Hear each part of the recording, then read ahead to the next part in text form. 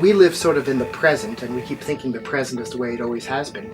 But when it comes to environmental issues, one of the key issues is, are things changing? And if so, why? And what's the cause of the change? For this, we need long-term data. It's very similar to human health. If you go to a doctor, one of the first things a doctor asks you is your medical history. They want to know what your baseline is. Are you really sick is what they're in some ways trying to get at. The same thing's with the environment.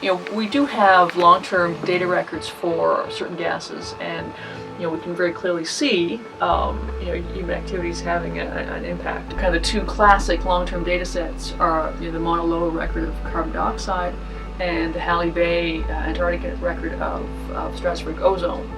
And those two records, they both began in International Geophysical Year back in 1957, and really those are kind of two classic data sets that really have shown us how the atmosphere has been changing over time.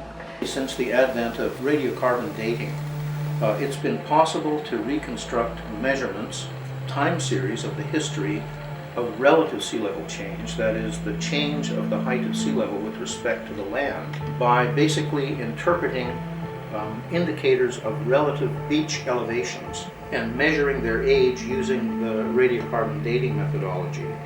The Arctic is really a bellwether for climate change.